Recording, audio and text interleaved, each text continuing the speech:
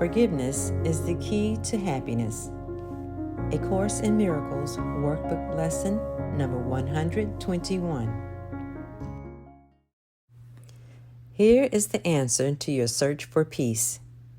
Here is the key to meaning in a world that seems to make no sense.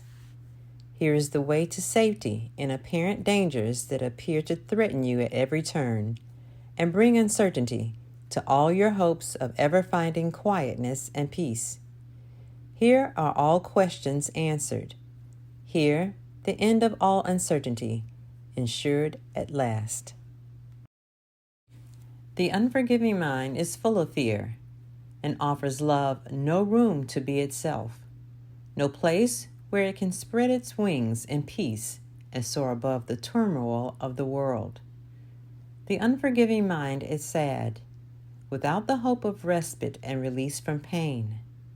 It suffers and abides in misery, peering about in darkness, seeing not, yet certain of the danger lurking there. The unforgiving mind is torn with doubt, confused about itself and all it sees, afraid and angry, weak and blustering, afraid to go ahead, afraid to stay, afraid to waken or to go to sleep, afraid of every sound, yet more afraid of stillness, terrified of darkness, yet more terrified at the approach of light. What can the unforgiving mind perceive but its damnation? What can it behold except the proof that all its sins are real? The unforgiving mind sees no mistakes, but only sins. It looks upon the world with sightless eyes and shrieks as it beholds its own projections rising to attack its miserable parody of life. It wants to live, yet wishes it were dead. It wants forgiveness, yet it sees no hope. It wants escape, yet can conceive of none because it sees the sinful everywhere. The unforgiving mind is in despair, without the prospect of a future which can offer anything but more despair. Yet it regards its judgment of the world as irreversible, and does not see it has condemned itself to this despair. It thinks it cannot change, for what it sees bears witness that its judgment is correct. It does not ask, because it thinks it knows. It does not question, certain it is right. Forgiveness is acquired. It is not inherent in the mind, which cannot sin. As sin is an idea you taught yourself, forgiveness must be learned by you as well, but from a teacher other than yourself, who represents the other self in you. Through him, you learn how to forgive the self you think you made and let it disappear. Thus you return your mind as one to him who is yourself and who can never sin. Each unforgiving mind presents you with an opportunity to teach your own how to forgive itself. Each one awaits release from hell through you and turns to you imploringly for heaven here and now. It has no hope, but you become its hope.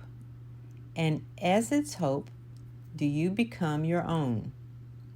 The unforgiving mind must learn through your forgiveness that it has been saved from hell. And as you teach salvation, you will learn. Yet all your teaching and your learning will be not of you, but of the teacher who has given you to show the way to you. Today we practice learning to forgive. If you are willing, you can learn today to take the key to happiness and use it on your own behalf. We will devote 10 minutes in the morning and at night another 10 to learning how to give forgiveness and receive forgiveness too. The unforgiving mind does not believe that giving and receiving are the same. Yet we will try to learn today that they are one through practicing forgiveness toward one whom you think of as an enemy and one whom you consider as a friend. And as you learn to see them both as one, we will extend the lesson to yourself and see that their escape includes yours. Begin the longer practice periods by thinking of someone you do not like, who seems to irritate you, or to cause regret in you if you should meet him. One you actively despise or merely try to overlook. It does not matter what the form your anger takes. You probably have chosen him already. He will do. Now, close your eyes and see him in your mind, and look at him a while. Try to perceive some light in him somewhere, a little gleam which you had never noticed. Try to find some little spark of brightness shining through the ugly picture that you hold of him. Look at this picture till you see a light somewhere within it. And then try to let this light extend until it covers him and makes the picture beautiful and good. Look at this changed perception for a while and turn your mind to one you call a friend. Try to transfer the light you learned to see around your former enemy to him. Perceive him now as more than a friend to you. For in that light, His holiness shows you your Savior, saved and saving, healed and whole. Let Him offer you the light you see in Him, and let your enemy and friend unite in blessing you with what you gave.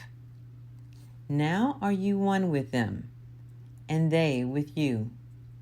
Now have you been forgiven by yourself. Do not forget, throughout the day, the role forgiveness plays in bringing happiness to every unforgiving mind, with yours among them. Every hour, tell yourself, forgiveness is the key to happiness. I will awaken from the dream that I am mortal, fallible, and full of sin, and know I am the perfect Son of God.